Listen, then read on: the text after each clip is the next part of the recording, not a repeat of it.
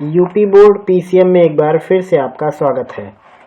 आज के इस वीडियो में हम सॉल्व करेंगे 12वीं के गणित का पेपर जिसका कोड है 324 FB 2024 के लिए 5वां सेट है और आज इस सेट का पहला पार्ट है। पहले पार्ट का पहला प्रश्न शुरू होता है, सही विकल्प चुनकर अपनी उत्तर पुस्तिका में लिखिए। पहला दिया है फलन f such that r tends to r इस प्रकार से है कि fx की वैल्यू 5x, यहाँ पे फॉर ऑल का संकेत है और कहा है x एलिमेंट ऑफ r। तो कहा है जो ये वाला फलन है ये किस कैटेगरी में जाएगा, आच्छादक है, बहुएकी है या आच्छादक नहीं है या एकैकी नहीं है, कौन है इसमें से। तो ये जो fx बराबर ये 5x है ये एक आच्छादक फलन है क्योंकि x की एक वैल्यू के लिए फंक्शन की एक निर्धारित वैल्यू ही रहेगी, तो ये आच्छादक की श्रेणी में आएगा। दूसरा सवाल है अवकल समीकरण 5x² d cube y by D x cube, ये पूरा इक्वेशन दिया हुआ है। इसमें इसकी कोट यानी आर्डर यानी कितनी बार डिफरेंशिएशन इसका किया गया है। तो यहाँ पे जो इसको डिफरेंशिएट किया गया है वो 3 बार किया गया है ये, तो यही इसकी आर्डर बनेगी यानी इसका विकल्प 3 सही है।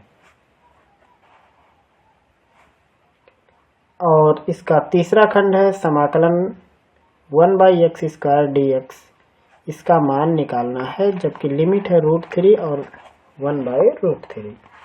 ये है सवाल नंबर 1 और इसका तीसरा पार्ट है या तीसरा खंड है। √3 1/√3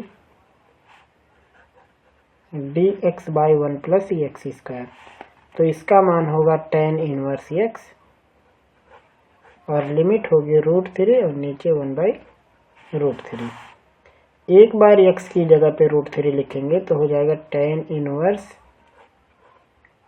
√3 माइनस होगा tan इनवर्स 1/√3। √3 जो वैल्यू है ये tan 60 की है और ये tan 30 की है, यानी ये हो जाएगा 60 डिग्री माइनस 30 डिग्री, तो 60 - 30 यानी 60 डिग्री, ये इसका उत्तर हो जाएगा, यानी इसका जवाब होगा π/6। अब विकल्प में तीसरा जो है यही सही है। चौथा सवाल दिया i.i + j.j + k.k का मान बताओ, तो 3 होगा। i.i की वैल्यू 1, j.j की वैल्यू 1, इसकी वैल्यू 1 1 1 3 बार मिला के 3 आएगा। अगला सवाल है पांचवा खंड, यदि a और b दो व्युत्क्रमणीय अवयव कोटि n के हैं तो इसमें से कौन सही है। ए बी का व्युत्क्रम होता है b का व्युत्क्रम इंटू a का व्युत्क्रम, ये विकल्प सही है। दूसरा है निम्नलिखित सभी खंडों को हल कीजिए। यदि a की वैल्यू है 1 2 3 और b की वैल्यू है 4 5 तो a से b में संबंधों की संख्या ज्ञात करो। यह सवाल नंबर 2 का पहला। तो संबंधों की जो संख्या होती है होता है 2 के ऊपर पावर m इंटू n, ये होती है संबंधों की संख्या, यानी 2 के ऊपर पावर m का मतलब एक में कुल कितने अवयव हैं 3 और दूसरे में अवयव हैं 2। तो चाहे आप इसको m बराबर 3 कहो या फिर m बराबर यहाँ पे 2 कहो। अगर आप इसमें अवयवों की संख्या m मानते हो तो यहाँ पे n होगा, यहाँ वाले को m कहते हो तो यहाँ वाले को n होगा। अब चूंकि इंटू में है तो फर्क नहीं पड़ेगा, तो एक में 3 है और एक में 2 लोग हैं, तो ये पावर 6 और 2 के ऊपर पावर 6 की वैल्यू होती है 64, यानी संबंधों की संख्या 64 होगी। अगला सवाल है दूसरे का दूसरा खंड, दो सिक्कों को एक साथ उछाला जाता है, दोनों पर पट आने की प्रायिकता बताओ। यह है सवाल नंबर दूसरे का दूसरा खंड। जब दो सिक्कों को उछालेंगे तो इस प्रकार से संबंध होंगे हेड टेल, टेल हेड का, टेल टेल का संबंध हो सकता है और हेड हेड का। तो दोनों में एक ही बार पटाने की संभावना, यहाँ इन चारों में से देखो तो एक ही बार जब दोनों पर हो तो प्रायिकता दोनों पर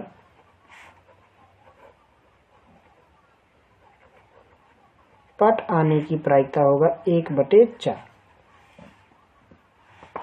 अगला सवाल है सवाल नंबर 2 का तीसरा खंड, यदि सदिशों 3i 2j k और i minus 4j plus lambda के परस्पर लंबवत हैं तो लैम्डा का मान बताओ। सवाल नंबर 2 का तीसरा खंड है।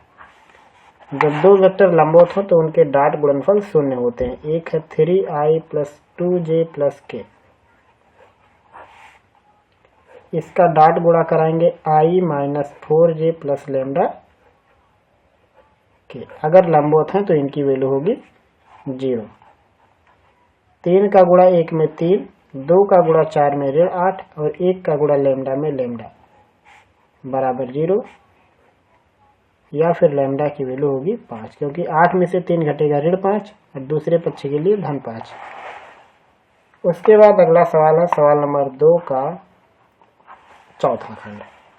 इसमें पी ए की वैल्यू है 3/13, पी बी की value 5/13, P A intersection B की वैल्यू 2/13, तो पी बी बाई ए का मान बताओ।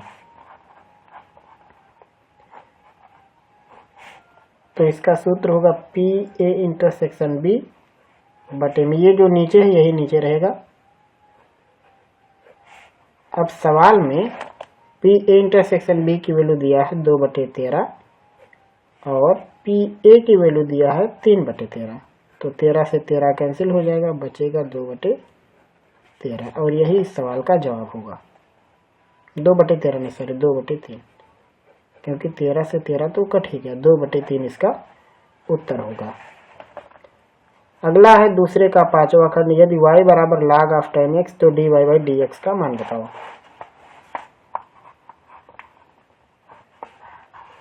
सवाल में y बराबर दिया है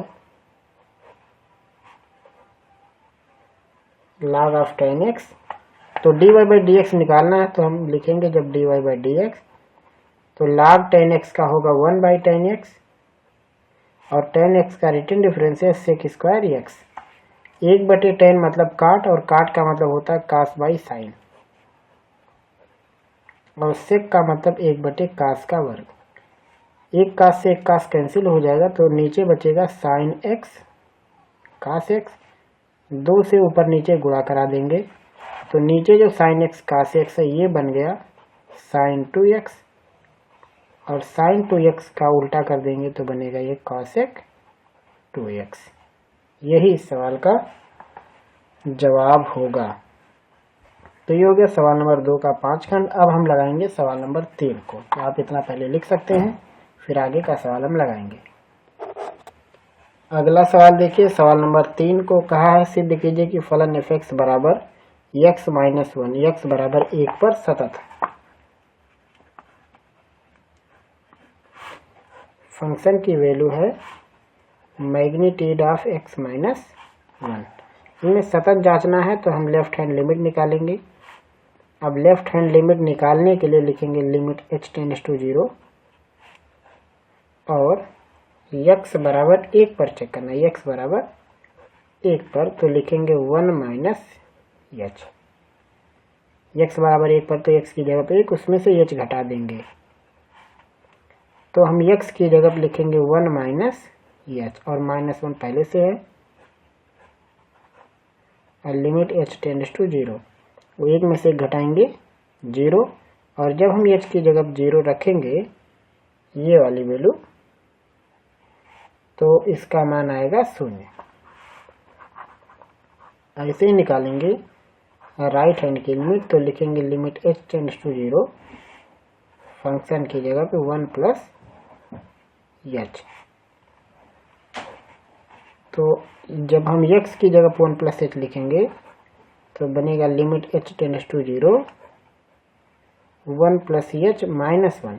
अब भी 1 से 1 कट जाएगा और h की जगह 0 रखेंगे तो 0 आएगा, यानी ये दोनों बराबर हो गए। अब तीसरा हम निकालेंगे f0 यानी 0 माइनस 1, नहीं सॉरी f1 पर निकालना, x बराबर 1 पर, तो हम लिखेंगे f1 तो ये हो जाएगा 1 माइनस 1 यानी ये भी हो गया 0। तो अब लिखेंगे यहाँ पे कि लेफ्ट हैंड की लिमिट बराबर है राइट हैंड की लिमिट और बराबर है f1 लिखेंगे, इसलिए फलन x बराबर 1 पर सतत है। ये इस सवाल का जवाब है। अगला सवाल है यहाँ पे तीसरे का दूसरा खंड। tan इनवर्स √3 माइनस काट इनवर्स ऑफ माइनस √3 इसका मान निकालना है। ये है सवाल नंबर 3 का दूसरा खंड। tan इनवर्स √3 माइनस काट इनवर्स माइनस √3। tan इनवर्स √3 को लिखेंगे, √3 की वैल्यू है tan π/6 की, π/6 में π/3 की, 60 अंश का मान है, माइनस काट इनवर्स। अब ये जो नेगेटिव में √3 है ये है वैल्यू 150 अंश का, जो ये वाली वैल्यू लिखी है ये है 150 डिग्री। तो 150 डिग्री के लिए लिखेंगे काट 5π/6, 6 18 3 5 15। तो यहाँ पे tan इनवर्स tan हटाएंगे तो बचेगा π/3 और काट इनवर्स काट हटाएंगे तो आएगा 5π/6।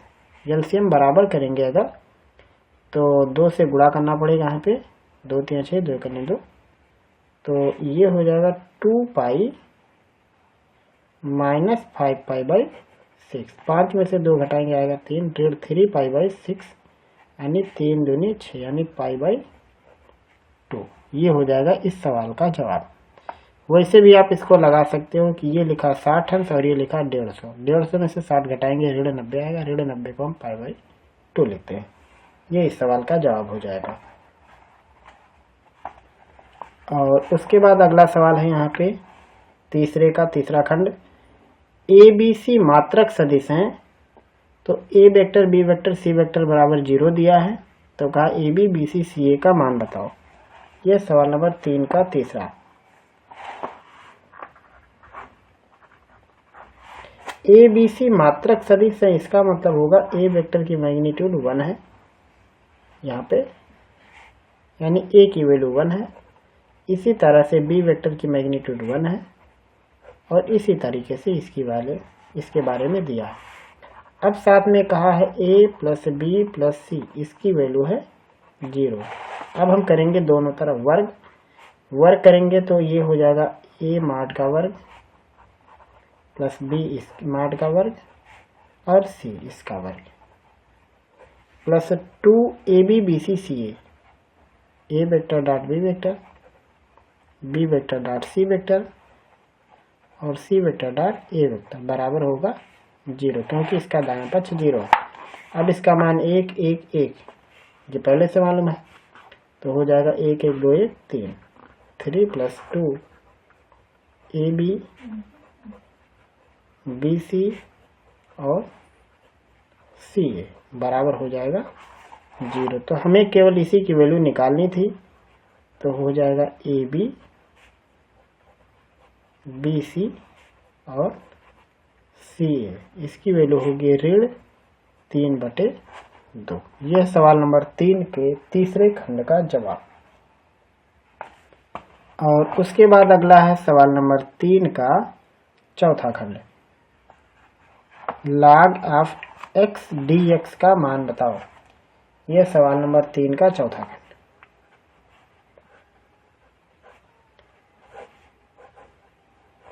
log x dx। अब इसको हल करने के लिए हम इसके आगे एक नंबर से गुणा करेंगे। मान लो नंबर है 1, तो जब हम यहाँ पे गुणा करेंगे तो लघुगणक को पहला स्थान देंगे और 1 को दूसरा स्थान देंगे।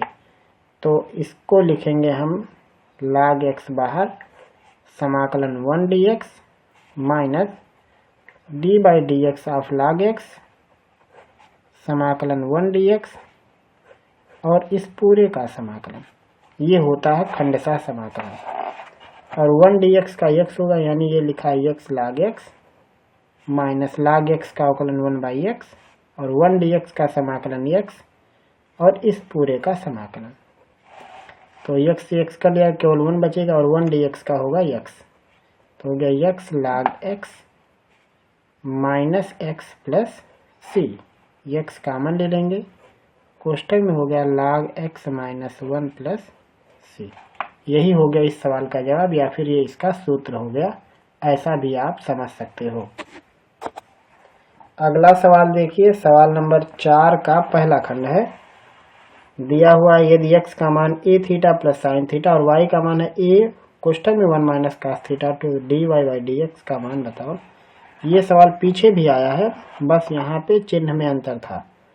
पीछे जो सवाल आया उसमें ये माइनस था, ये प्लस था, और इसमें प्लस माइनस का चिन्ह बदल दिया है, तो इसलिए इसको हम यहाँ पे लगा देते हैं। सवाल नंबर 4 का पहला खंड है।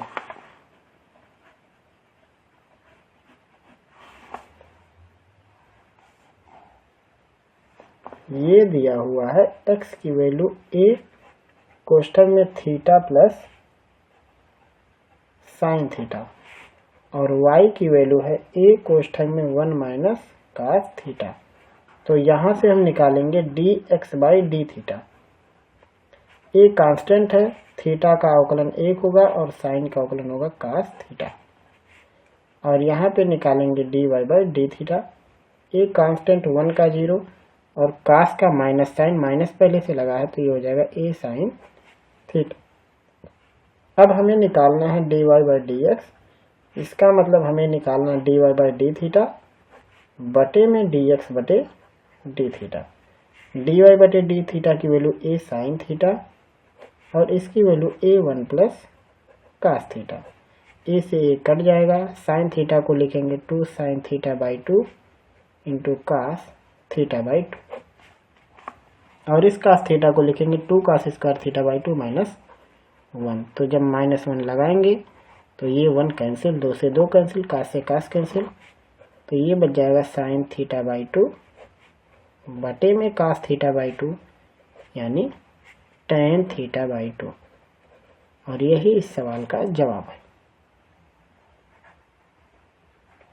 और अगला सवाल दिया है सवाल नंबर 4 का दूसरा खंड। यहाँ पे एक फलन है x to the power x, इसका x के सापेक्ष अवकलन निकालना है। तो मान लेते हैं हमें दिया हुआ है, यह है सवाल नंबर 4 का दूसरा खंड। दिया हुआ है y का मान x to the power x, दोनों तरफ का लाग लेंगे, हो जाएगा लाग y, और ये अब हो जाएगा लॉग गणक लेने पे x लाग x। अब अवकलन करेंगे तो लाग y का अवकलन 1/y dy by dx। x को छोड़ के लाग x का अवकलन होगा 1/x और लाग x को छोड़ेंगे x का अवकलन केवल 1 होगा। तो ये हो गया 1/y dy बाई dx, ये कट के 1 प्लस लाग x बचा और y का दूसरी तरफ गुणा हो जाएगा dy बाई dx, y कोष्ठक में 1 प्लस लाग x और y का मतलब था x to the power x 1 plus log x। यही इस सवाल का होगा जवाब।